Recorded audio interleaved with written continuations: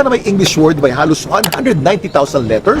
Yes, Kuya Kim, to be exact ay 189,819 letters. Ang salitang ito ay ang scientific name ng isang giant protein. Ang giant protein ay ito ay tinatawag na titin. Ang titin po in fact ay hindi lamang giant kundi the largest or pinakamalaking protein na matatagpuan sa ating katawan. Ang scientific name ng titin ay methionine threonine o hindi natin tatapusin kasi, Kuya Kim, Sa sobrang haba nito, tinatayang aabot ng ilang oras bago mo ito matapos bigkasin ng buo.